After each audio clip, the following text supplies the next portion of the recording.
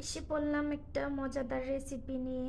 তো বলেন কি রেসিপি বানাবো, আর এদিকে সব কিছু আমি রেডি করে নিয়েছি। তো মজাদার রেসিপির জন্য সব কিছু কোটাকাটি করে নিয়েছি। আর এদিকে দেখেন সব নিয়েছি। এখন আমি এগুলো একটা পাতিল নিয়েছি, এতে পাতিলের মধ্যে সব কিছু দিয়ে দিব।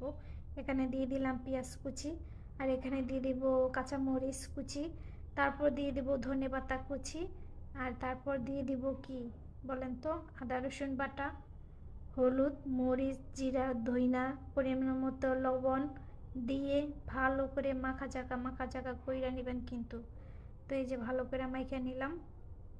তো আপনারা ঝালের পরিমাণটা কম দিতে পারেন, তো আমি বেশি দিছি। পরে আবার কইবেন যে আপা কি রেসিপি দেখাইলো, ঝাল খেতে পারি না। তো ঝালটা কম দিয়ে দিবেন।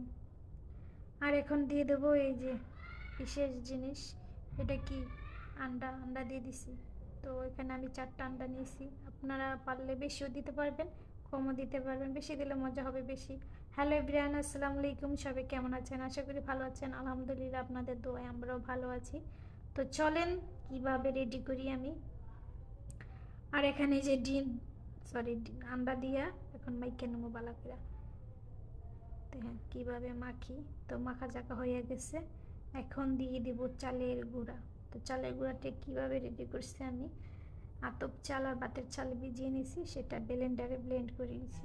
তাহলে আপনারা পাটায়ও বেটে নিতে পারেন। তো আমি পাটায় বাটিনি, ব্লেন্ডারে ব্লেন্ড করে নিয়েছি। এখন দিয়ে দেবো ভালো করে নাড়াচাড়া। তো এই নাড়াচাড়া না দিলে কিন্তু জিনিসটা রেডি হবে না।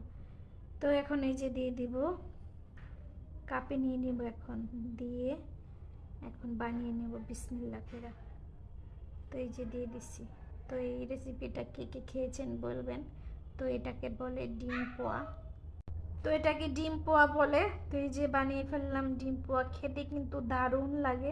তো আপনারা বাসায় ট্রাই করতে পারবেন। সবাইকে ধন্যবাদ, আল্লাহ হাফেজ। ভিডিওটা কেমন হলে কমেন্টে জানাবেন।